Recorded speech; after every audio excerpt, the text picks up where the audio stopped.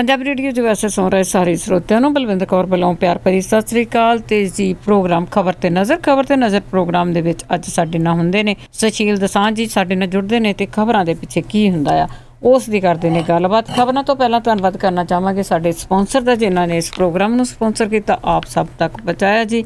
ਸੂਬੇਦਾਰ ਸਰਜੀਤ ਸਿੰਘ ਖੰਗੂੜਾ ਤੇ ਪਰਿਵਾਰ ਸੈਨੂਜੇ ਤੋਂ ਖਾਲਸਾ ਇੰਸ਼ੋਰੈਂਸ ਏਜੰਸੀ, ਜੋ ਹਰ ਇੱਕ ਤਰ੍ਹਾਂ ਦੀ ਇੰਸ਼ੋਰੈਂਸ ਕਰਦੇ ਨੇ। 4082722500 ਉਹਨਾਂ ਦਾ ਫੋਨ ਨੰਬਰ ਹੈ ਜੀ।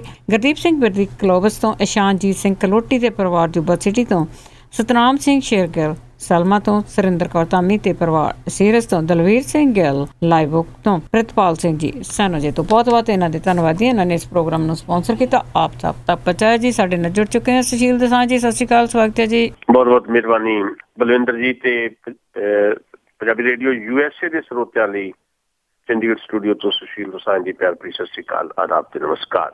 ਪਰ ਦੋਸਤੋ, ਅਸੀਂ ਖਬਰ ਤੇ ਨਜ਼ਰ ਪ੍ਰੋਗਰਾਮ ਦੇ ਵਿੱਚ ਤੁਹਾਡੇ ਨਾਲ ਚਰਚਾ ਕਰਨੀ ਹੈ, ਕੁਝ ਇੱਕ ਮੁੱਦਿਆਂ ਦੇ ਉੱਤੇ ਚਰਚਾ ਵੀ ਕਰਦੇ ਹਾਂ। ਪਰ ਪ੍ਰੋਗਰਾਮ ਦੇ ਸ਼ੁਰੂ ਦੇ ਵਿੱਚ ਅਸੀਂ ਸ਼ਹੀਦ ਆਜ਼ਮ ਸਰਦਾਰ ਭਗਤ ਸਿੰਘ ਹੋਰਾਂ ਨੂੰ ਯਾਦ ਕਰਨਾ ਚਾਹੁੰਦੇ ਹਾਂ। ਅੱਜ ਉਹਨਾਂ ਦਾ ਜਨਮ ਦਿਨ ਹੈ ਤੇ ਸ਼ਹੀਦ ਆਜ਼ਮ ਸਰਦਾਰ ਭਗਤ ਸਿੰਘ ਇਸ ਵਕਤ ਆਈਕਨ ਨੇ ਭਾਰਤ ਦੀ ਜਵਾਨੀ ਦੇ। ਤੇ ਜਦੋਂ ਅਸੀਂ ਉਹਨਾਂ ਨੂੰ ਯਾਦ ਕਰ ਰਹੇ ਹਾਂ ਤੇ ਨਾਲ ਦੀ ਨਾਲ ਅਸੀਂ ਇਹ ਜ਼ਰੂਰ ਕਹਿਣਾ ਚਾਹੁੰਦੇ ਹਾਂ ਵੀ ਸ਼ਹੀਦ ਆਜ਼ਮ ਸਰਦਾਰ ਭਗਤ ਸਿੰਘ ਤੇ ਹੱਕ ਜਤਾਉਣ ਵਾਲੇ ਤਾਂ ਬਹੁਤ ਨੇ। ਅੱਜ ਭਗਤ ਸਿੰਘ ਹੋਰਾਂ ਨੂੰ ਲਗਭਗ ਸਾਰੀਆਂ ਭਾਰਤ ਦੀਆਂ ਸਿਆਸੀ ਧਿਰਾਂ ਜਿਹੜੀਆਂ ਉਹ ਆਪਣਾ ਨਾਇਕ ਦੱਸ ਰਹੀਆਂ ਨੇ। ਈਵਨ RSS ਵੀ ਭਗਤ ਸਿੰਘ ਨੂੰ ਆਪਣਾ ਨਾਇਕ ਦੱਸ, ਜਦਕਿ ਭਗਤ ਸਿੰਘ ਦੀ ਰਾਜਨੀਤਿਕ ਵਿਚਾਰਧਾਰਾ ਜਿਹੜੀ ਹੈ ਉਹਨੂੰ ਲੁਕੋ ਲਿਆ ਜਾਂਦਾ ਹੈ। ਦੇਸ਼ ਦੇ ਵਿੱਚ ਪਿਛਲੇ ਕੁਝ ਸਮੇਂ ਤੋਂ ਜਿਸ ਤਰ੍ਹਾਂ ਦਾ ਮਾਹੌਲ ਪੈਦਾ ਹੋਇਆ, ਭਾਰਤ ਦਾ ਜਿਹੜਾ ਯੂਥ ਹੈ ਉਹ ਜਿਵੇਂ ਭਗਤ ਸਿੰਘ ਨੂੰ ਆਪਣਾ ਨਾਇਕ ਮੰਨਦਾ ਤੇ ਵੱਖ-ਵੱਖ ਸਿਆਸੀ ਧਿਰਾਂ 'ਚ ਦੌੜ ਲੱਗ ਗਈ ਕਿ ਭਗਤ ਸਿੰਘ ਨੂੰ ਵੱਧ ਤੋਂ ਵੱਧ ਕੌਣ ਵਰਤੇ। ਹੈਰਾਨੀ ਵਾਲੀ ਗੱਲ ਹੈ ਕਿ ਭਗਤ ਸਿੰਘ ਦੀ ਜਿਹੜੀ ਆਈਡੀਓਲੋਜੀ ਰਹੀ ਹੈ ਉਹ RSS ਜਾਂ ਕਾਂਗਰਸ ਦੀ ਆਈਡੀਓਲੋਜੀ ਤੋਂ ਬਹੁਤ ਖਿਲਾਫ ਰਹੀ ਹੈ ਉਹਨਾਂ ਦੇ। ਪਰ ਕਾਂਗਰਸ ਵੀ ਤੇ RSS ਵੀ, ਭਾਰਤੀ ਜਨਤਾ ਪਾਰਟੀ ਵੀ, ਉਹ ਵੀ ਅੱਜ ਭਗਤ ਸਿੰਘ ਦੀ ਵਿਚਾਰਧਾਰਾ ਜਿਹੜੀ ਹੈ, ਆਈਡੀਓਲੋਜੀ ਜਿਹੜੀ, ਉਹਨੂੰ ਸਾਈਡ ਤੇ ਕਰਕੇ ਤੇ ਸਿਰਫ ਉਹਦਾ ਇੱਕ ਬਿੰਬ ਜਿਹੜਾ ਯੂਥ ਨੂੰ ਆਕਰਸ਼ਿਤ ਕਰਨ ਵਾਸਤੇ ਉਹ ਬਿੰਬ ਵਰਤ ਰਹੇ ਨੇ ਇਹ ਸਾਰੀਆਂ ਰਾਜਨੀਤਿਕ ਧਿਰਾਂ ਵਾਲੇ ਲੋਕ। ਉਹਦੇ 'ਚ RSS ਵੀ ਸ਼ਾਮਿਲ ਹੈ। ਭਗਤ ਸਿੰਘ ਦੇ ਨਾਂ ਤੇ ਫਿਲਮਾਂ ਬਣ ਰਹੀਆਂ ਨੇ, ਪਿਛਲੇ ਸਮੇਂ 'ਚ 8-9 ਫਿਲਮਾਂ ਭਗਤ ਸਿੰਘ ਦੇ ਨਾਂ ਤੇ ਬਣੀਆਂ। ਇਹ ਸਾਰੀ ਗੇਮ ਅਸਲ 'ਚ ਮਾਰਕੀਟ ਦੀ ਹੈ ਤੇ ਰਾਜਨੀਤੀ ਤੇ ਕਬਜ਼ਾ ਜਿਹਨਾਂ ਲੋਕਾਂ ਦਾ ਹੈ ਉਹਨਾਂ ਦੀ ਹੈ। ਇਹ ਸਾਰੇ ਕੁਝ ਸਾਨੂੰ ਸਮਝਣਾ ਪਏਗਾ ਕਿ ਭਗਤ ਸਿੰਘ ਦੀ ਅਸਲੀ ਵਿਚਾਰਧਾਰਾ ਤਾਂ ਇਹ ਸੀ ਮਨੁੱਖ ਤੋਂ ਮਨੁੱਖ ਦੀ ਜਿਹੜੀ ਲੁੱਟ ਖਤਮ ਹੋਵੇ। ਤੇ ਭਾਰਤ ਦੀ ਆਜ਼ਾਦੀ ਤੋਂ ਬਾਅਦ ਮਨੁੱਖ ਤੋਂ ਮਨੁੱਖ ਦੀ ਲੁੱਟ ਹੋਰ ਜ਼ਿਆਦਾ ਵੱਧ ਗਈ ਤੇ ਜਿਹੜੇ ਲੁੱਟ ਕਰਨ ਵਾਲੇ ਲੋਕ ਹੈ ਉਹੀ ਭਗਤ ਸਿੰਘ ਨੂੰ ਇਸ ਵੇਲੇ ਆਪਣੇ ਅੱਗੇ ਲਾ ਰਹੇ। ਆਪਣੇ ਕਹਿ ਲਓ ਵੀ ਜਿਹੜੇ ਰੈਲੀਆਂ ਜਾਂ ਇਹਨਾਂ ਦੇ ਜਿਹੜੇ ਪ੍ਰਚਾਰ ਦੇ ਵਹੀਕਲ ਹੁੰਦੇ ਉਹਨਾਂ ਤੇ ਵੀ ਭਗਤ ਸਿੰਘ ਦੀਆਂ ਫੋਟੋਆਂ ਲਾਉਣ ਲੱਗ ਪਿਆ। ਸੋ ਭਗਤ ਸਿੰਘ ਨੂੰ ਇਸ ਤਰ੍ਹਾਂ ਦੇ ਰਾਜਨੀਤਿਕ ਮੌਕਾ ਪ੍ਰਸਤਾਂ ਤੋਂ ਬਚਾਉਣ ਦੀ ਇੱਕ ਜ਼ਿੰਮੇਵਾਰੀ ਭਗਤ ਸਿੰਘ ਦੀ ਆਈਡੀਓਲੋਜੀ ਨੂੰ ਅਪਣਾਏ ਹੋਏ ਲੋਕਾਂ ਤੇ ਹੈ। ਇਹਦੇ ਵਿੱਚ ਵੀ ਇੱਕ ਗੱਲ ਮੈਂ ਤੁਹਾਡੇ ਨਾਲ ਹੋਰ ਸਾਂਝੀ ਕਰਦਾ ਭਗਤ ਸਿੰਘ ਦੇ ਹਵਾਲੇ ਦੇ ਨਾਲ ਵੀ ਭਗਤ ਸਿੰਘ ਦਾ ਪਿੰਡ ਖਟਕੜ ਕਲਾਂ, ਜਿੱਥੇ ਸੜਕ ਤੇ ਹੀ ਮਿਊਜ਼ੀਅਮ ਬਣਿਆ ਹੋਇਆ ਭਾਵੇਂ, ਤੇ ਉਹ ਇੱਕ ਕਿਸਮ ਦੀ ਮੁਕੱਦਸ ਥਾਂ ਆ ਤੇ ਦੁਨੀਆ ਭਰ ਤੋਂ ਸੈਰ ਭਗਤ ਸਿੰਘ ਨੂੰ ਨਮਨ ਕਰਨ ਵਾਸਤੇ ਉੱਥੇ ਆਉਂਦੇ ਆ। ਪਰ ਹੈਰਾਨੀ ਦੀ ਗੱਲ ਹੈ ਕਿ ਸਰਕਾਰਾਂ ਨੇ ਜਿਹੜੇ ਦਾਅਵੇ ਵਾਅਦੇ ਕੀਤੇ ਸੀ ਭਗਤ ਸਿੰਘ ਦੇ ਪਿੰਡ ਦੇ ਵਿੱਚ ਇੱਕ ਹੋਰ ਵੱਡਾ ਮਿਊਜ਼ੀਅਮ ਬਣਾਉਣਾ ਸੀ, ਭਗਤ ਸਿੰਘ ਦੇ ਪਿੰਡ ਦੇ ਵਿੱਚ ਇੱਕ 6-7 ਏਕੜ ਦੇ ਵਿੱਚ ਸਪੋਰਟਸ ਸਟੇਡੀਅਮ ਬਣਾਉਣਾ ਸੀ, ਉਹ ਸਾਰੇ ਦਾਅਵੇ ਜਿਹੜੇ ਆ ਉਹ ਵਾਅਦੇ ਜਿਹੜੇ ਉਦੇ ਰਹਿ ਗਏ ਆ, ਕੁਝ ਵੀ ਉੱਥੇ ਬਣ ਨਹੀਂ ਪਾਇਆ। ਈਵਨ ਭਗਤ ਸਿੰਘ ਹੋਰਾਂ ਦਾ ਜਿਹੜਾ ਘਰ ਆ, ਘਰ ਦੀ ਹਾਲਤ ਸੁਧਾਰਨ ਦੀ ਕੋਸ਼ਿਸ਼ ਕੀਤੀ ਗਈ ਸੀ। 4 ਮਹੀਨੇ ਪਹਿਲਾਂ ਹੀ ਉਹਨੂੰ ਰੈਨੋਵੇਟ ਕੀਤਾ ਗਿਆ, ਪਰ ਭਗਤ ਸਿੰਘ ਹੋਰਾਂ ਦਾ ਘਰ ਜਿਹੜਾ ਹੁਣ ਸਲਾਬੇ ਨਾਲ ਭਰ ਗਿਆ ਤੇ ਜਿਹੜਾ ਮਟੀਰੀਅਲ ਘਟੀਆ ਕਿਸਮ ਦਾ ਲਾਇਆ ਭੁਰਨਾ ਉੱਥੇ ਸ਼ੁਰੂ ਹੋ ਗਿਆ। ਸੋ ਸ਼ਹੀਦ ਆਜ਼ਮ ਸਰਦਾਰ ਭਗਤ ਸਿੰਘ ਦੇ ਪਿੰਡ ਨੂੰ ਨਾ ਤਾਂ ਵੱਡਾ ਮਿਊਜ਼ੀਅਮ ਨਸੀਬ ਹੋਇਆ, ਨਾ ਖੇਡ ਸਟੇਡੀਅਮ ਨਸੀਬ ਹੋਇਆ। ਦੂਜੀ ਗੱਲ, 85 ਸਾਲਾਂ ਬਾਅਦ ਵੀ ਭਗਤ ਸਿੰਘ ਹੋਰਾਂ ਦੀ ਸ਼ਹਾਦਤ ਨੂੰ 85 ਸਾਲ ਹੋ ਗਏ। 85 ਸਾਲਾਂ ਬਾਅਦ ਵੀ ਭਗਤ ਸਿੰਘ ਨੂੰ ਹਾਲੇ ਤੱਕ ਭਾਰਤ ਦੀ ਸਰਕਾਰ ਸ਼ਹੀਦ ਦਾ ਦਰਜਾ ਨਹੀਂ ਦੇ ਸਕਦੀ। ਇਹ ਇਸ ਮੁਲਕ ਦੇ ਵਿੱਚ ਹੋ ਰਿਹਾ ਤੇ ਜਿਹੜੇ ਲੋਕ ਭਗਤ ਸਿੰਘ ਨੂੰ ਆਪਣੀ ਰਾਜਨੀਤਿਕ ਹਿੱਤ ਵਾਸਤੇ ਵਰਤਣਾ ਚਾਹੁੰਦੇ ਆ ਉਹਨਾਂ ਲੋਕਾਂ ਵਾਸਤੇ ਇਹ ਵੱਡਾ ਸਵਾਲ ਵੀ ਹੈ ਕਿ ਅੱਜ ਭਗਤ ਸਿੰਘ ਹੋਰਾਂ ਨੂੰ ਸ਼ਹੀਦ ਦਾ ਰੁਤਬਾ ਵੀ ਨਹੀਂ ਦਿੱਤਾ ਜਾ ਸਕਿਆ ਅੱਜ ਤੱਕ ਭਾਰਤ ਦੀ ਆਜ਼ਾਦ ਫਿਜ਼ਾ ਦੇ ਵਿੱਚ। ਤਾਂ ਫਿਰ ਇਹ ਲੋਕ ਦਾਅਵੇ ਕਿਸ ਹਿਸਾਬ ਨਾਲ ਕਰਦੇ ਆ। ਅਸੀਂ ਪੰਜਾਬੀ ਰੇਡੀਓ USA ਵੱਲੋਂ ਭਗਤ ਸਿੰਘ ਹੋਰਾਂ ਨੂੰ ਅਕੀਦਤ ਭੇਟ ਕਰਦੇ ਹੋਏ ਇਸ ਗੱਲ ਦਾ ਪੂਰਨ ਵਿਸ਼ਵਾਸ ਦਿਵਾਉਂਦੇ ਆ ਆਪਣੇ ਸਰੋਤਿਆਂ ਨੂੰ ਕਿ ਭਗਤ ਸਿੰਘ ਹੋਰਾਂ ਦੀ ਜਿਹੜੀ ਮਨੁੱਖ ਤੋਂ ਮਨੁੱਖ ਦੀ ਲੁੱਟ ਖਤਮ ਕਰਨ ਦੀ ਜਿਹੜੀ ਲੜਾਈ ਹੈ ਉਹਦੇ ਵਿੱਚ ਇਸ ਪ੍ਰੋਗਰਾਮ ਰਾਹੀਂ ਵੀ ਤੇ ਪੰਜਾਬੀ ਰੇਡੀਓ USA ਰਾਹੀਂ ਵੀ ਸਾਡਾ ਜਿੰਨਾ ਵੀ ਯੋਗਦਾਨ ਪੈ ਸਕਿਆ ਅਸੀਂ ਪਾਵਾਂਗੇ। ਤੇ ਇੱਕ ਵਾਰ ਫਿਰ ਸ਼ਹੀਦ ਆਜ਼ਮ ਸਰ ਭਗਤ ਸਿੰਘ ਹੋਰਾਂ ਨੂੰ ਯਾਦ ਕਰਦੇ ਹਾਂ, ਸ਼ਰਧਾਂਜਲੀ ਵੀ ਭੇਟ ਕਰਦੇ ਹਾਂ ਤੇ ਇਸ ਪ੍ਰੋਗਰਾਮ ਨੂੰ ਅੱਗੇ ਤੋਰਾਂਗੇ। ਬਲਵਿੰਦਰ ਜੀ। ਜੀ ਸੁਸ਼ੀਲ ਜੀ, ਭਗਤ ਸਿੰਘ ਹੋਰਾਂ ਦੇ ਨਾਲ ਹੀ ਆ ਜੀ ਸਾਰੇ ਜਿਹੜੇ ਉਹਨਾਂ ਦੇ ਸੁਪਨੇ ਹੈਗੇ ਆ, ਜਿਹੜੇ ਉਹਨਾਂ ਦਾ ਮੇਨ ਸੀਗਾ, ਉਹਦੇ ਤੋਂ ਬਿਲਕੁਲ ਆਪਾਂ ਭਟਕ ਗਏ ਹਾਂ। ਤੇ ਅੱਗੇ ਆਪਾਂ ਗੱਲ ਕਰਦੇ ਹਾਂ ਜੀ। ਸਭ ਤੋਂ ਪਹਿਲਾਂ ਜਿਹੜਾ ਕਾਫੀ ਕਈ ਦਿਨਾਂ ਤੋਂ ਬਾਬੇਲਾ ਹੈਗਾ ਚੌਥਾ ਫਰੰਟ ਨਵਜੋਤ ਸਿੱਧੂ ਦਾ, ਉਸ ਦੇ ਵਿੱਚ ਜਿਹੜੇ ਹੁਣ ਇਸ ਵੇਲੇ ਉਹਨਾਂ ਦੀ ਕੀ ਸਥਿਤੀ ਆ? ਦੇਖੋ, ਚੌਥਾ ਫਰੰਟ ਜਿਹੜਾ ਉਹ ਤੋਂ ਪਹਿਲਾਂ ਹੀ ਕਹਿ ਲਓ ਵੀ ਇੱਕ ਮੂਰਤ ਰੂਪ ਅਖਤਿਆਰ ਕਰਨ ਤੋਂ ਪਹਿਲਾਂ ਹੀ ਉਹ ਮੂਰਤ ਹੁੰਦਾ ਦਿਖਾਈ ਦੇ ਰਿਹਾ। ਬਹੁਤ ਜ਼ੋਰ ਨਾਲ, ਬਹੁਤ ਸ਼ੋਰ ਦੇ ਨਾਲ ਨਵਜੋਤ ਸਿੰਘ ਸਿੱਧੂ ਹੋਰਾਂ ਨੇ ਚੰਡੀਗੜ੍ਹ ਦੇ ਪ੍ਰੈਸ ਕਲੱਬ ਦੇ ਵਿੱਚ ਚੌਥੇ ਫਰੰਟ ਦਾ ਐਲਾਨ ਕੀਤਾ ਤੇ ਕਿਹਾ ਸੀ ਕਿ 15 ਦਿਨਾਂ ਬਾਅਦ ਇਹਦਾ ਸਾਰਾ ਢਾਂਚਾ ਵੀ ਖੜਾ ਕਰ ਦਿੱਤਾ ਜਾਏਗਾ। ਪਰ 14ਵੇਂ ਦਿਨ ਨਵਜੋਤ ਸਿੰਘ ਸਿੱਧੂ ਇਸ ਗੱਲ ਤੋਂ ਮੁੱਕਰ ਗਏ ਤੇ ਉਹਨਾਂ ਨੇ ਕਹਿ ਦਿੱਤਾ ਕਿ ਅਸੀਂ ਕੋਈ ਪਾਰਟੀ ਨਹੀਂ ਬਣਾਉਣੀ। ਲੌਜਿਕ ਇਹ ਦਿੱਤਾ ਕਿ ਵੋਟਾਂ ਦੀ ਵੰਡ ਜਿਹੜੀ ਹੈ ਉਹ ਨਾ ਹੋਵੇ। ਜੇ ਵੋਟਾਂ ਦੀ ਵੰਡ ਤਿੱਖੇ ਰੂਪ 'ਚ ਹੋ ਗਈ ਤੇ ਸ਼੍ਰੋਮਣੀ ਅਕਾਲੀ ਦਲ BJP ਗਠਜੋੜ ਦੀ ਸਰਕਾਰ ਫੇਰ ਆ ਜਾਣੀ ਹੈ। ਹੁਣ ਪਰਸੋਂ ਰਾਤ ਨਵਜੋਤ ਸਿੰਘ ਸਿੱਧੂ ਹੋਰਾਂ ਦੇ ਘਰੇ ਦਿੱਲੀ 'ਚ ਆਵਾਜ਼ੇ ਪੰਜਾਬ ਫਰੰਟ ਦੇ ਲੀਡਰਾਂ ਦੀ 5 ਘੰਟੇ ਲਗਾਤਾਰ ਮੀਟਿੰਗ ਚੱਲੀ ਹੈ। ਉੱਥੋਂ ਜਿਹੜੀਆਂ ਜਾਣਕਾਰੀਆਂ ਸਾਡੇ ਸਾਹਮਣੇ ਆਈਆਂ ਜਾਂ ਪ੍ਰੈਸ ਕਾਨਫਰੰਸ ਕਰਕੇ ਜੋ ਦੱਸਿਆ ਗਿਆ, ਉਹਦੇ ਮੁਤਾਬਕ ਉਹਨਾਂ ਨੇ ਇੱਕ ਨਵਾਂ ਫੈਸਲਾ ਕੀਤਾ ਵੀ ਉਹ ਪੰਜਾਬ ਦੇ ਵਿੱਚ ਸ਼੍ਰੋਮਣੀ ਅਕਾਲੀ ਦਲ ਤੇ BJP ਗਠਜੋੜ ਦੇ ਖਿਲਾਫ ਜਿਹੜੀ ਲੋਕਾਂ ਦੀ ਇੱਕ ਭਾਵਨਾ ਵਿਕਸਿਤ ਹੋਈ ਵੀ ਹੈ, ਉਹਨੂੰ ਖੰਡਿਤ ਨਹੀਂ ਕਰਨਾ ਚਾਹੁੰਦੇ। ਚੌਥਾ ਫਰੰਟ ਬਣਾ ਕੇ, ਜੇ ਚੌਥਾ ਫਰੰਟ ਬਣਾਵਾਂਗੇ ਤਾਂ ਵੋਟਾਂ ਹੋਰ ਵੰਡੀਆਂ ਜਾਣਗੀਆਂ ਤੇ ਫਿਰ ਦਾ ਲੱਗੇਗਾ ਫੇਰ ਤੋਂ ਸ਼੍ਰੋਮਣੀ ਅਕਾਲੀ ਦਲ BJP ਗਠਜੋੜ ਦਾ। ਇਹ ਉਹਨਾਂ ਦਾ ਕਹਿਣਾ। ਤੇ ਕਰਨਾ ਕੀ ਹੈ? ਕਰਨਾ ਕਹਿੰਦੇ ਇਹ ਹੈ ਕਿ ਅਸੀਂ ਦੇਖਾਂਗੇ ਕਿ ਆਮ ਆਦਮੀ ਪਾਰਟੀ ਜਾਂ ਕਾਂਗਰਸ ਪਾਰਟੀ, ਇਹਨਾਂ ਦੋਨਾਂ ਪਾਰਟੀਆਂ ਦੇ ਕੋਲ ਜਿਹਦੇ ਕੋਲ ਪੰਜਾਬ ਦੇ ਹਿੱਤ ਵਿੱਚ ਏਜੰਡਾ ਹੋਏਗਾ ਉਹਦੇ ਨਾਲ ਜਾਵਾਂਗੇ। ਯਾਨੀ ਉਹ ਪਾਰਟੀ ਸ਼ਾਮਲ ਨਹੀਂ ਹੋਵਾਂਗੇ, ਬਾਹਰੋਂ ਰਹਿ ਕੇ ਉਹਨਾਂ ਨੂੰ ਹਮਾਇਤ ਦੇਵਾਂਗੇ ਜਾਂ ਕੋਈ ਕਿਸੇ ਕਿਸਮ ਦਾ ਸੀਟਾਂ ਦੀ ਐਡਜਸਟਮੈਂਟ ਕਰਾਂਗੇ। ਇਹ ਸਿੱਧੇ ਤੌਰ ਦੇ ਉੱਤੇ ਇਹ ਕਹਿਣਾ ਵੀ ਅਸੀਂ ਜਾਂ ਕਾਂਗਰਸ ਨਾਲ ਜਾਵਾਂਗੇ ਜਾਂ ਆਮ ਆਦਮੀ ਪਾਰਟੀ ਨਾਲ, ਇਹ ਗੱਲ ਦਰਸਾਉਂਦਾ ਹੈ ਵੀ ਜਿਹੜੀ ਤਾਕਤ ਦਾ ਭਰਮ ਪਾਲਿਆ ਸੀ ਨਵਜੋਤ ਸਿੰਘ ਸਿੱਧੂ ਹੋਰਾਂ ਨੇ ਵੀ ਪੰਜਾਬ ਦੇ ਵਿੱਚ BJP ਤੋਂ ਵੱਖ ਹੋ ਕੇ ਆਮ ਆਦਮੀ ਪਾਰਟੀ ਨੇ ਉਹਨਾਂ ਨੂੰ ਸ਼ਾਮਲ ਨਹੀਂ ਕੀਤਾ ਆਪਣੇ 'ਚ, ਵੀ ਮੈਂ ਇਕੱਲਾ ਕੁਝ ਹੋਰ ਲੋਕਾਂ ਨੂੰ ਲੈ ਕੇ ਚੌਥਾ ਫਰੰਟ ਬਣਾਊਂਗਾ ਤੇ ਪੰਜਾਬ ਦੇ ਵਿੱਚ ਲਾਲਾ ਹੋ ਜਾਊਗੀ ਤੇ ਪੰਜਾਬ ਦੇ ਵਿੱਚ ਇੱਕ ਵੱਡੀ ਤਾਕਤ ਅਸੀਂ ਬਣ ਜਾਵਾਂਗੇ। ਜਿਹੜਾ ਭਰਮ ਪਾਲਿਆ ਸੀ ਉਹ ਭਰਮ ਟੁੱਟ ਗਿਆ। ਨਵਜੋਤ ਸਿੰਘ ਸਿੱਧੂ ਨੂੰ ਪਤਾ ਲੱਗ ਗਿਆ ਵੀ ਜੇ ਚੌਥਾ ਫਰੰਟ ਬਣਾ ਲਿਆ, ਮੈਂ ਇਸ ਚੌਥੇ ਫਰੰਟ ਦਾ ਕਨਵੀਨਰ ਹੋਵਾਂ ਜਾਂ ਮੁਖੀ ਹੋਵਾਂ ਤੇ ਰਿਜ਼ਲਟ ਤਾਂ ਬਹੁਤ ਮਾੜੇ ਨਿਕਲਣੇ ਆ, ਸੀਟਾਂ ਤਾਂ 2 ਨਹੀਂ ਜਿੱਤ ਹੋਣੀਆਂ, ਵੀ ਫਿਰ ਤਾਂ ਬਹੁਤ ਜ਼ਿਆਦਾ ਵਕਾਰ ਜਿਹੜਾ ਆ ਉਹ ਡਿੱਗ ਜਾਏਗਾ। ਇਸ ਗੱਲ ਨੂੰ ਸਮਝਦਿਆਂ ਹੋਇਆ ਉਹਨਾਂ ਨੇ ਯੂ ਟਰਨ ਲਿਆ। ਹਾਲੇ ਵੀ ਕੁਝ ਨਹੀਂ ਪਤਾ ਕਿਉਂਕਿ ਬੜੇ ਨਵਜੋਤ ਸਿੰਘ ਸਿੱਧੂ ਹੋਰੀ ਬਹੁਤ ਹੀ ਅਸੁਵਿਧਾ 'ਚ ਇਸ ਵੇਲੇ ਦਿਖਾਈ ਦੇ ਰਹੇ ਨੇ ਤੇ ਦੁਬਿਧਾ 'ਚ ਦਿਖਾਈ ਦੇ ਰਹੇ ਨੇ। ਉਹਨਾਂ ਨੂੰ ਪਤਾ ਨਹੀਂ ਲੱਗ ਰਿਹਾ ਕਿ ਕੀ ਹੋ ਜਾਣਾ। ਤੇ ਕਈ ਲੋਕ ਤਾਂ ਇਹ ਵੀ ਗੱਲ ਕਰ ਰਹੇ ਆ ਕਿ ਨਵਜੋਤ ਸਿੰਘ ਸਿੱਧੂ ਵਾਪਸ ਵੀ ਜਾ ਸਕਦੇ ਆ ਭਾਰਤੀ ਜਨਤਾ ਪਾਰਟੀ, ਪਰ ਨਵਜੋਤ ਸਿੰਘ ਸਿੱਧੂ ਨੂੰ ਹਾਲੇ ਕਿਸੇ ਪਾਸਿਓਂ ਕੋਈ ਅਪਰੋਚ ਨਹੀਂ ਕੀਤੀ ਗਈ। ਭਾਰਤੀ ਜਨਤਾ ਪਾਰਟੀ ਨੇ ਵੀ ਉਹਨਾਂ ਦੀ ਹੋਣੀ ਤੇ ਛੱਡ ਦਿੱਤਾ। ਅਰੁਣ ਜੇਤਲੀ ਤਾਂ ਆ ਕੇ ਕਹਿ ਗਏ ਜਲੰਧਰ ਵੀ ਜਿੱਦਾਂ ਨਵਜੋਤ ਸਿੰਘ ਸਿੱਧੂ ਨੇ ਰਿਜ਼ਾਈਨ ਕਰਤਾ, ਹੁਣ ਬੀਬੀ ਨਵਜੋਤ ਕੌਰ ਸਿੱਧੂ ਵੀ ਆਪਣਾ ਰਸਤਾ ਆਪ ਲੱਭ ਲਵੇ। ਜਿਹੜੀ ਸਿੱਧੇ ਤੌਰ ਤੇ ਕਿਹਾ ਵੀ ਨਵਜੋਤ ਕੌਰ ਸਿੱਧੂ ਕਿਉਂ ਨਹੀਂ ਰਿਜ਼ਾਈਨ ਕਰਦੀ ਭਾਰਤੀ ਜਨਤਾ ਪਾਰਟੀ ਤੋਂ। ਸੋ ਹੁਣ ਜਿਹੜਾ ਚੌਥੇ ਫਰੰਟ ਦਾ ਮਾਮਲਾ ਉਹਦੇ 'ਚ ਜਿਸ ਤਰੀਕੇ ਦਾ ਉਹਨਾਂ ਨੇ ਫੈਸਲਾ ਕੀਤਾ ਹੈ ਕਿ ਉਹ ਕਾਂਗਰਸ ਜਾਂ ਆਮ ਆਦਮੀ ਪਾਰਟੀ ਨਾਲ ਜਾਣਗੇ, ਹੁਣ ਇਹਦੇ ਤੇ ਆਉਣ ਵਾਲੇ ਦਿਨਾਂ ਦੇ ਵਿੱਚ ਚਰਚਾ ਹੋਏਗੀ ਵੀ ਕੌਣ ਵਧੇਰੇ ਕੋਸ਼ਿਸ਼ ਕਰਦਾ ਹੈ ਨਵਜੋਤ ਸਿੰਘ ਸਿੱਧੂ ਜਾਂ ਪ੍ਰਗਟ ਸਿੰਘ ਜਾਂ ਸਿਮਰਜੀਤ ਸਿੰਘ ਬੈਂਸ ਹੋਰਾਂ ਨੂੰ ਅਪਰੋਚ ਕਰਨ ਦੀ, ਤੇ ਕਿਸ ਲੈਵਲ ਤੇ ਜਾ ਕੇ ਕੋਈ ਸਮਝੌਤਾ ਸਿਰੇ ਚੜ੍ਹਦਾ ਹੈ। ਸੋ ਚੌਥੇ ਫਰੰਟ ਦੀ ਜਿਹੜੀ ਨਵਜੋਤ ਸਿੰਘ ਸਿੱਧੂ ਦੀ ਅਗਵਾਈ 'ਚ ਜਿਹੜੀ ਸੰਭਾਵਨਾ ਬਣੀ ਸੀ ਉਹ ਤਾਂ ਬਿਲਕੁਲ ਖਤਮ ਹੋ ਗਈ। ਉਂਝ ਡਾਕਟਰ ਧਰਮਵੀਰ ਗਾਂਧੀ ਅੱਜ ਵੀ ਕਹਿ ਰਹੇ ਆ ਕਿ ਅਸੀਂ ਚੌਥਾ ਫਰੰਟ ਬਣਾਵਾਂਗੇ। ਉਹਨਾਂ ਦਾ ਚੌਥਾ ਫਰੰਟ ਕਿਉਂਕਿ ਮਾਸਿਸ ਦੇ ਵਿੱਚ ਕੋਈ ਬਹੁਤ ਜ਼ਿਆਦਾ ਪ੍ਰਭਾਵ ਨਹੀਂ ਹੈ, ਉਹ ਕੋਈ ਬਹੁਤ ਜ਼ਿਆਦਾ ਅਸਰ ਪਾਉਣ ਵਾਲਾ ਨਹੀਂ ਹੈ। ਪਰ ਨਵਜੋਤ ਸਿੰਘ ਸਿੱਧੂ ਦੀ ਅਗਵਾਈ 'ਚ ਸਿਮਰਜੀਤ ਬੈਂਸ ਤੇ ਪ੍ਰਗਟ ਸਿੰਘ ਹੋਰਾਂ ਦਾ ਜਿਹੜਾ ਫਰੰਟ ਬਣਨਾ ਸੀ ਉਹਦਾ ਇੱਕ ਕਿਸਮ ਦਾ ਭੋਗ ਪੈ ਗਿਆ। ਜੀ ਜੀ ਜੀ ਤੇ ਜੇ ਅਗਲੀ ਆਪਾਂ ਗੱਲ ਕਰਦੇ ਹਾਂ ਜੀ ਚੌਥੇ ਫਰੰਟ ਦੀ, ਤੇ ਚੌਥੇ ਫਰੰਟ ਨੂੰ ਆਪਣੇ ਕੈਪਟਨ ਅਮਰਿੰਦਰ ਸਿੰਘ ਵੀ ਆਵਾਜ਼ਾਂ ਮਾਰ ਰਹੇ ਆ, ਆਵਾਜ਼ੇ ਪੰਜਾਬ ਨੂੰ ਕਿ ਸਾਡੇ ਦਰ ਖੁੱਲ੍ਹੇ ਆ, ਤੇ ਉਧਰ ਗੁਰਪ੍ਰੀਤ ਘੁੱਗੀ ਦਾ ਵੀ ਬਿਆਨ ਆ। ਪਰ ਜੇ ਇਹ ਕਿਸ ਨਾਲ ਰਲਣਗੇ ਤਾਂ ਕਿਸ ਨੂੰ ਇਸ ਦਾ ਲਾਭ ਹੋਊਗਾ?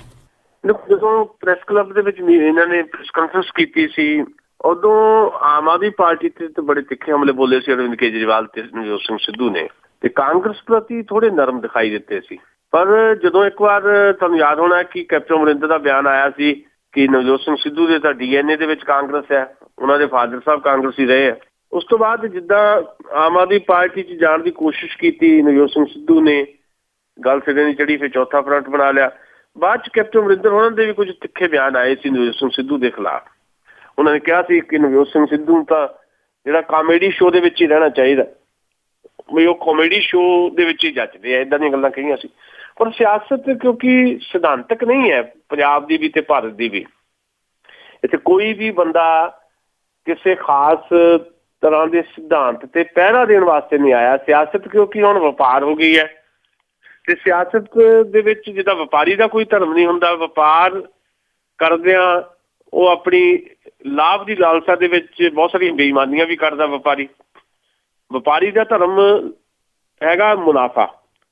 ਇਹਦੇ ਜੇ ਸਿਆਸਤ ਵੀ ਵਪਾਰ ਹੋ ਗਈ, ਇੱਥੇ ਵੀ ਮੁਨਾਫਾ ਦੇਖਿਆ ਜਾ ਰਿਹਾ। ਸੋ ਮੁਨਾਫਾ ਹੁਣ ਕਿੱਥੇ ਹੋਏਗਾ ਇਹ ਦੇਖਣਾ ਆ। ਨਵਜੋਤ ਸਿੰਘ ਸਿੱਧੂ ਦੀ ਅਗਵਾਈ 'ਚ ਪ੍ਰਗਟ ਸਿੰਘ ਤੇ ਸਿਮਰਜੀਤ ਬੈਂਸ ਭਰਾਵਾਂ ਨੇ, ਤੇ ਉਹਦੇ 'ਚ ਜੋ ਸਾਡੇ ਕੋਲ ਜਾਣਕਾਰੀ ਉਹਦੇ 'ਚ ਇਹ ਹੈ ਵੀ ਜਿਹੜਾ ਗੁਰਪ੍ਰੀਤ ਘੁੱਗੀ ਹੋਰਾਂ ਦਾ ਬਿਆਨ ਆਇਆ ਉਹ ਸ਼ਾਇਦ ਥੋੜੀ ਤਕਲੀਫ ਦੇ ਸਕਦਾ ਹੈ ਨਵਜੋਤ ਸਿੰਘ ਸਿੱਧੂ ਨੂੰ, ਕਿਉਂਕਿ ਘੁੱਗੀ ਹੋਰਾਂ ਨੇ ਸਾਫ਼ ਤੌਰ ਤੇ ਇਹ ਗੱਲ ਕਹੀ ਹੈ ਕਿ ਸੌਦੇਬਾਜ਼ੀ ਦੀ ਸਿਆਸਤ ਕਰ ਰਹੇ ਨੇ ਨਵਜੋਤ ਸਿੰਘ ਸਿੱਧੂ। ਇਹ ਦੇਖ ਰਹੇ ਨੇ ਕਿ ਆਮ ਆਦਮੀ ਪਾਰਟੀ ਜਾਂ ਕਾਂਗਰਸ ਚੋਂ ਕੌਣ ਜ਼ਿਆਦਾ ਉਹਨਾਂ ਨੂੰ ਤਰਜੀਹ ਦਿੰਦਾ। ਤਰਜੀਹ ਲਫ਼ਜ਼ ਉਹਨਾਂ ਨੇ ਵਰਤ ਲਿਆ, ਕਹਿਣ ਤੋਂ ਭਾਵ ਉਹਨਾਂ ਦੇ ਸੀ ਵੀ ਕੌਣ ਜ਼ਿਆਦਾ ਹਿੱਸਾ ਦਿੰਦਾ ਸੱਤਾ ਦੇ ਵਿੱਚ। ਸੋ ਦੂਜੇ ਪਾਸੇ ਕੈਪਟਨ ਅਮਰਿੰਦਰ ਦਾ ਬਿਆਨ ਹੈ, ਉਹਨਾਂ ਨੇ ਕਿਹਾ ਵੀ ਸਾਡੇ ਦਰਵਾਜ਼ੇ ਖੁੱਲ੍ਹੇ ਆ ਇਹਨਾਂ ਲਈ, ਪਰ ਆਪਣਾ ਕਾਮਨ ਮਿਨੀਮਮ ਪ੍ਰੋਗਰਾਮ ਤਾਂ ਭੇਜਣ।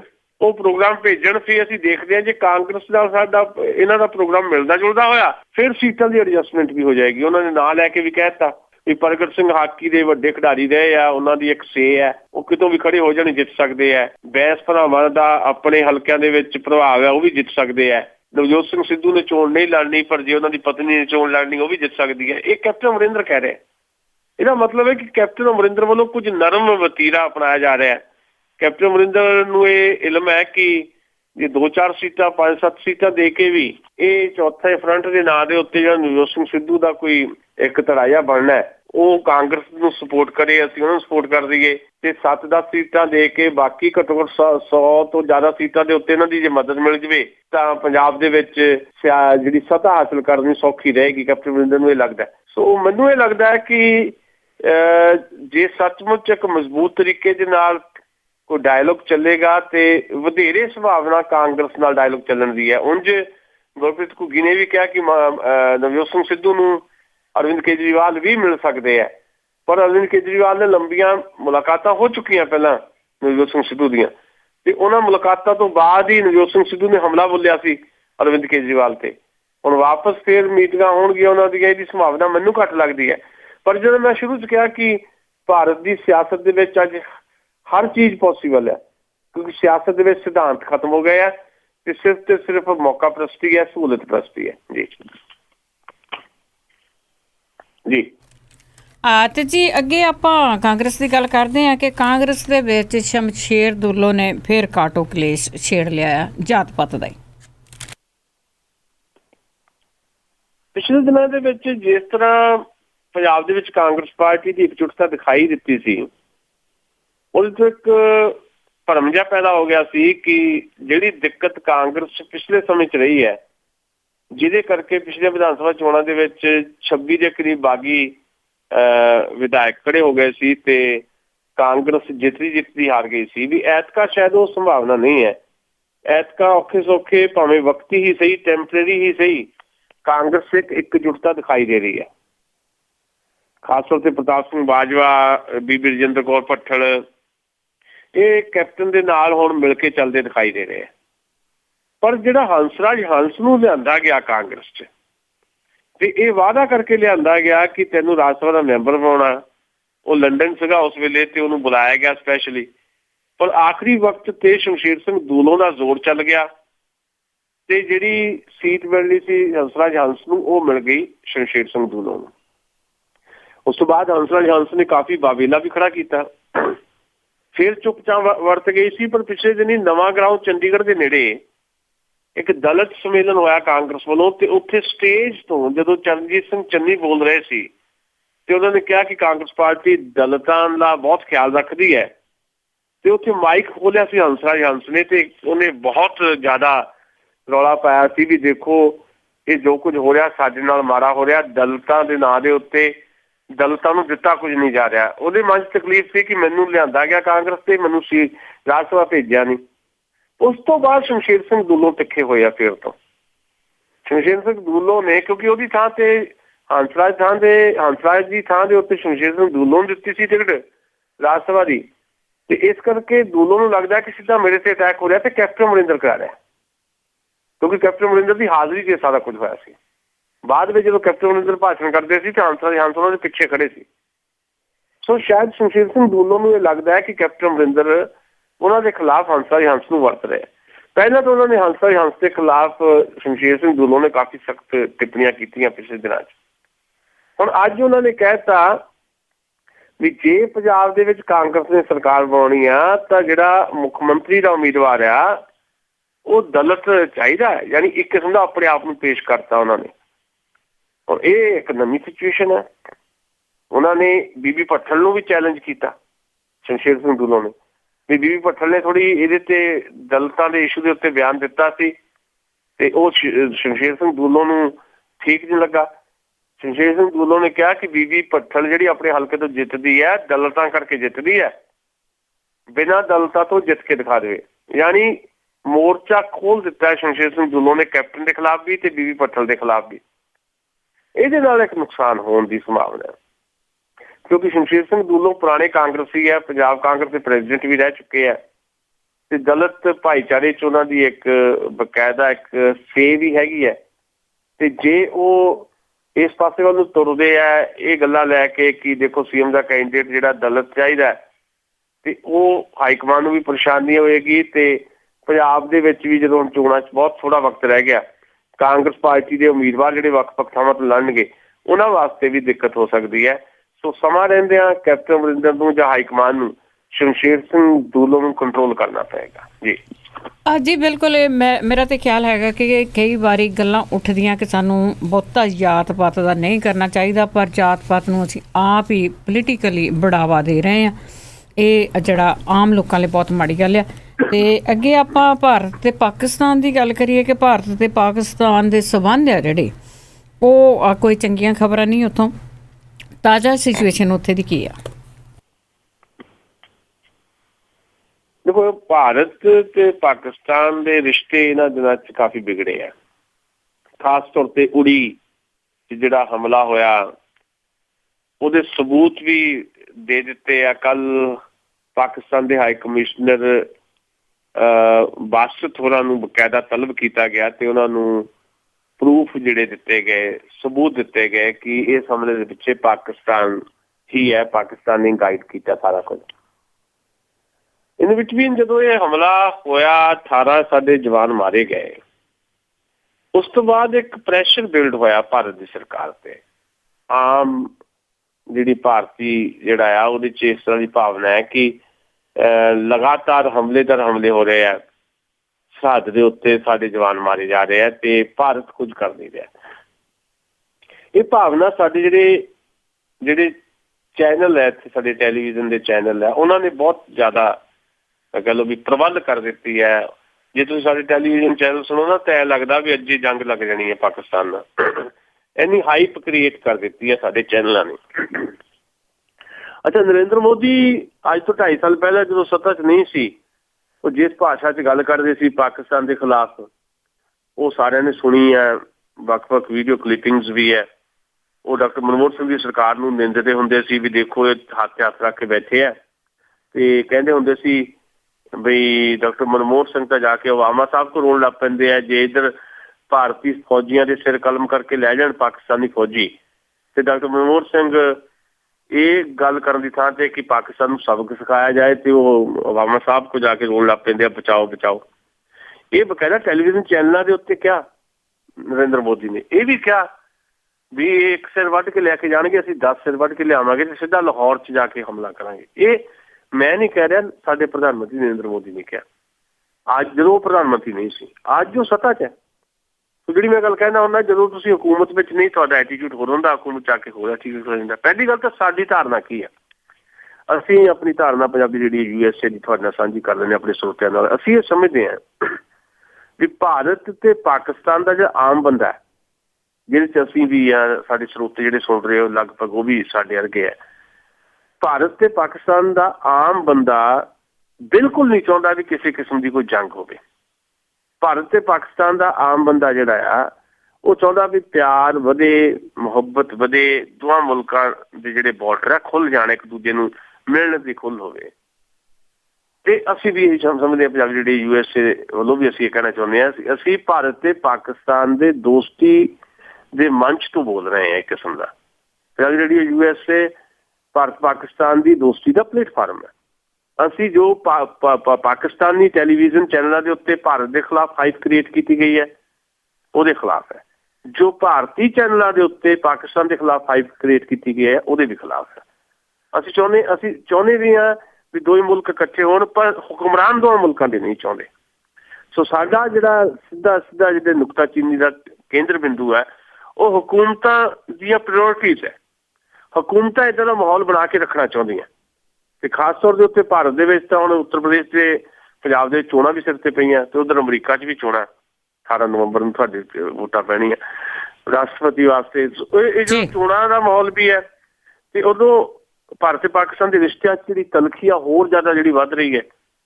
ਤੇ ਇਹ ਜਿਹੜੀ ਤਲਖੀ ਹੈ, ਇਹ ਤਲਖੀ ਨੇ ਇੱਕ ਮਾਹੌਲ ਜੰਗ ਵਰਗਾ ਪੈਦਾ ਕਰ ਦਿੱਤਾ ਹੈ। ਤੇ ਇਸ ਤਲਖੀ ਦੇ ਚੱਲਦਿਆਂ ਨਰਿੰਦਰ ਮੋਦੀ ਨੂੰ ਜਵਾਬਦੇਹ ਹੋਣਾ ਪੈ ਰਿਹਾ। ਇਸ ਕਰਕੇ ਕਦੇ ਉਹ ਕਹਿੰਦੇ ਆ ਸਿੰਧੂ ਜਲ ਸਮਝੌਤਾ ਅਸੀਂ ਰੱਦ ਕਰ ਦਾਂਗੇ ਜੇ ਇਸ ਸਮਝੌਤੇ ਦੇ ਤਹਿਤ 6 ਨਦੀਆਂ ਦੇ ਵਿੱਚੋਂ 3 ਨਦੀਆਂ ਦਾ 80% ਪਾਣੀ ਪਾਕਿਸਤਾਨ ਨੂੰ ਜਾਂਦਾ ਹੈ।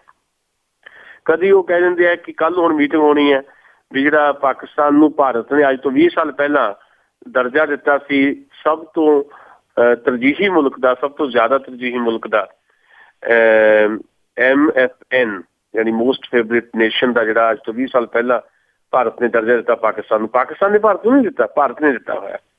ਇਸ ਦਰਜੇ ਦੇਣ ਨਾਲ ਕੀ ਹੁੰਦਾ ਕਿ ਜਿਹੜਾ ਇੱਧਰੋਂ ਅਸੀਂ ਚੀਜ਼ਾਂ ਭੇਜਦੇ ਹਾਂ ਉਹਦੇ ਤੇ ਬਹੁਤ ਘੱਟ ਟੈਕਸ ਲੱਗਦਾ ਹੈ, ਤੇ ਉਹ ਵਪਾਰ ਦੇ ਵਿੱਚ ਬਹੁਤ ਲਾਭ ਹੁੰਦਾ ਪਾਕਿਸਤਾਨ ਨੂੰ। ਤੇ ਚੀਜ਼ਾਂ ਜਿਹੜੀਆਂ ਉਹ ਸਸਤੀਆਂ ਰਹਿੰਦੀਆਂ ਨੇ, ਖਾਸ ਤੌਰ ਤੇ ਪੰਜਾਬ ਤੋਂ ਕਪਾਹ ਜਾਂਦੀ ਹੈ ਜਾਂ ਕੈਮੀਕਲ ਜਾਂਦੇ ਨੇ ਇੱਧਰੋਂ ਸਾਡੇ।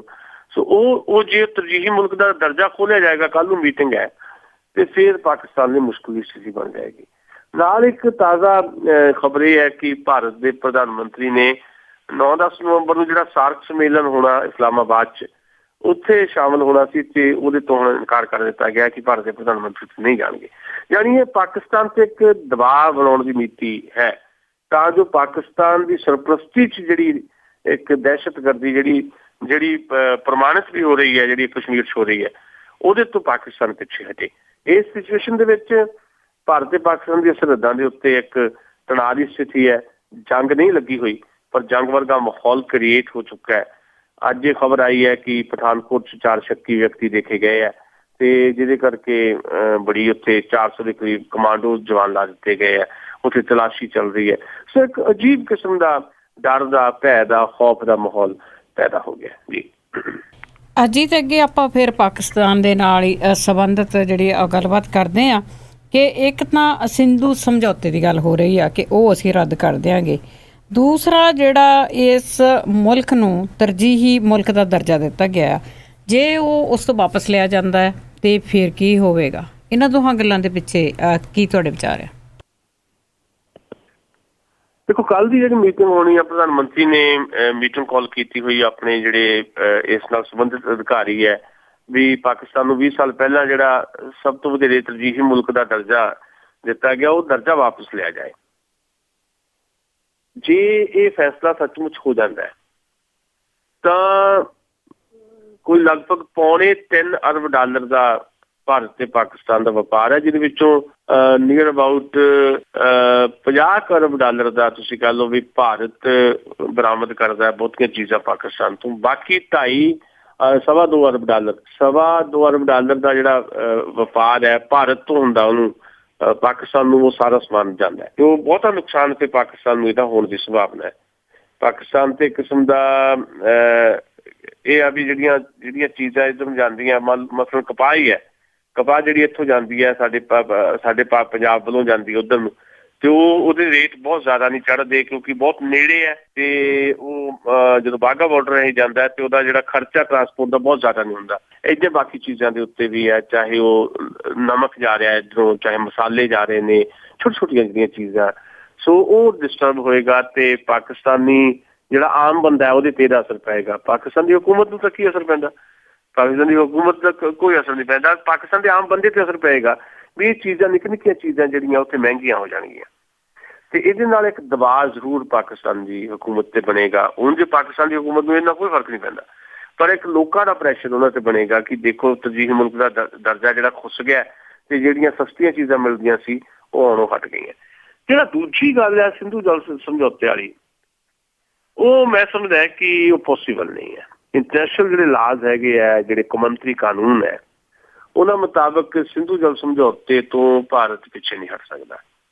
6 ਨਦੀਆਂ ਦੇ ਵਿੱਚੋਂ 3 ਨਦੀਆਂ ਦਾ 80% ਪਾਣੀ ਪਾਕਿਸਤਾਨ ਨੂੰ ਜਾਂਦਾ ਹੈ, ਤੇ ਜੇ ਉਹ ਪਾਣੀ ਬੰਦ ਹੋ ਗਿਆ ਤੇ ਇੱਕ ਤਾਂ ਕੌਮਾਂਤਰੀ ਕਾਨੂੰਨਾਂ ਦੀ ਉਲੰਘਣਾ ਹੋਏਗੀ। ਦੂਜੀ ਗੱਲ ਇਹ ਹੈ ਵੀ ਪਾਕਿਸਤਾਨ ਦਾ ਇੱਕ ਵੱਡਾ ਹਿੱਸਾ ਰੇਗਿਸਤਾਨ ਦੇ ਵਿੱਚ ਤਬਦੀਲ ਹੋ ਜਾਏਗਾ, ਕਿਉਂਕਿ ਜਿਹੜਾ ਪਾਣੀ ਹੈ ਉਹੀ ਸਿੰਜਦਾ ਸਾਰੇ ਪਾਕਿਸਤਾਨ ਨੂੰ, ਤੇ ਜੇ ਪਾਣੀ ਬੰਦ ਕਰ ਦਿੱਤਾ ਗਿਆ ਤੇ ਫਿਰ ਕੀ ਬਣੇਗਾ? ਇਸ ਕਰਕੇ ਇਹ ਕਦਮ ਨਹੀਂ ਚੁੱਕਿਆ ਜਾ ਸਕਦਾ। ਦੂਜੀ ਗੱਲ, ਫਿਰ ਅੱਜ ਜੰਗ ਵਰਗੇ ਹਾਲਾਤ ਹੈ, ਸਾਨੂੰ ਪਤਾ ਹੈ ਜਾਂ ਅਸੀਂ ਸਮਝਿਆ ਕਿ ਜੰਗ ਹੋਣ ਵਾਲੀ ਨਹੀਂ ਹੈ। ਜੰਗ ਵਰਗੇ ਹਾਲਾਤ ਬਣਾਏ ਜਾਂਦੇ ਆ ਬਕਾਇਦਾ, ਕੁਝ ਆਪੋ ਆਪਣੀਆਂ ਹਕੂਮਤੀ ਪ੍ਰਾਇਓਰਟੀਜ਼ ਹੁੰਦੀਆਂ, ਪਰ ਜੰਗ ਹੋਣੀ ਨਹੀਂ ਹੈ। ਲਿਮਿਟਡ ਕਿਸਮ ਦੀ ਇੱਕ ਵਾਰ ਜਿਹੜੀ ਹੈ ਉਹ ਕਿਤੇ ਨਾ ਕਿਤੇ ਦਿਖਾਈ ਦੇ ਸਕਦੀ ਹੈ। ਲਿਮਿਟਡ ਵਾਰ ਜਿੱਦਾਂ ਕਾਰਗਿਲ ਦੇ ਵਿੱਚ ਹੋਈ ਸੀ, ਕੋਈ ਬਹੁਤ ਵੱਡੀ ਜੰਗ ਲੱਗ ਜਾਏਗੀ ਉਹਦੀ ਸੰਭਾਵਨਾ ਨਹੀਂ ਹੈ। ਪਰ ਜੇ ਸਿੰਧੂ ਜਲ ਸਮਝੌਤਾ ਰੱਦ ਕਰ ਦਿੰਦਾ ਭਾਰਤ ਤੇ ਪਾਣੀ ਰੋਕ ਦਿੰਦਾ ਹੈ, ਤਾਂ ਫਿਰ ਜੰਗ ਵਰਗੇ ਹਾਲਾਤ ਜੰਗ ਵਿੱਚ ਵੀ ਤਬਦੀਲ ਹੋ ਸਕਦੇ ਆ, ਕਿਉਂਕਿ ਉਸ ਮੁਲਕ ਨੂੰ ਜਦੋਂ ਰੇਗਿਸਤਾਨ ਬਣਨ ਦੀ ਸਥਿਤੀ ਜਾਏਗਾ ਪਾਕਿਸਤਾਨ, ਤੇ ਉਹ ਕਿੱਦਾਂ ਪ੍ਰਵਾਨ ਹੋਏਗਾ? ਤੇ ਅੱਜ ਪਾਕਿਸਤਾਨ ਨੇ ਕਹਿ ਵੀ ਦਿੱਤਾ ਤੇ ਜੇ ਸਿੰਧੂ ਜਲ ਸਮਝੌਤਾ ਤੋੜਿਆ ਤੇ ਫਿਰ ਜੰਗ ਹੋਏਗੀ। ਅਸੀਂ ਸਮਝਦੇ ਹਾਂ ਕਿ ਇੱਦਾਂ ਦੀ ਸਥਿਤੀਆਂ ਨਹੀਂ ਬਣਨ ਵਾਲੀਆਂ। ਸਿੰਧੂ ਜਲ ਸਮਝੌਤਾ ਤੋੜਨ ਦੀ ਚੇਤਾਵਨੀ ਦੇ ਕੇ ਪਾਕਿਸਤਾਨ ਤੇ ਇੱਕ ਪ੍ਰੈਸ਼ਰ ਜ਼ਰੂਰ ਬਣਾਇਆ ਗਿਆ, ਪਰ ਇਹ ਸਮਝੌਤਾ ਏਦਾਂ ਚੱਲਦਾ ਰਹੇਗਾ, ਇਹ ਟੁੱਟੇਗਾ ਨਹੀਂ, ਇਹ ਸਾਡੀ ਧਾਰਨਾ ਹੈ ਜੀ। ਹਾਂਜੀ, ਬਹੁਤ ਬਹੁਤ ਧੰਨਵਾਦ ਸੁਸ਼ੀਲ ਦਸਾਂਝ ਜੀ। ਬਹੁਤ ਸ਼ੁਕਰੀਆ ਜੀ, ਮਿਹਰਬਾਨੀ। ਥੈਂਕ ਯੂ ਜੀ। ਸਰੋਤਿਓ, ਇਹ ਸਨ ਸੁਸ਼ੀਲ ਦਸਾਂਝ ਜੋ ਸਾਡੇ ਨਾਲ ਮੰਗਲਵਾਰ ਨੂੰ ਜੁੜਦੇ ਨੇ ਤੇ ਦੱਸਦੇ ਨੇ ਕਿ ਉੱਥੇ ਜੋ ਖਬਰਾਂ ਹੁੰਦੀਆਂ ਨੇ ਉਹਨਾਂ ਦੇ ਪਿੱਛੇ ਕੀ ਹੁੰਦਾ। ਹੁਣ ਬਲਵਿੰਦਰ ਕੌਰ ਵੱਲੋਂ ਵੀ ਅਗਲੇ ਬੁਲਟਨ ਤੱਕ ਆਪ ਸਭ ਨੂੰ ਹੀ ਪਿਆਰ ਭਰੀ ਸਤਿ ਸ਼੍ਰੀ ਅਕਾਲ।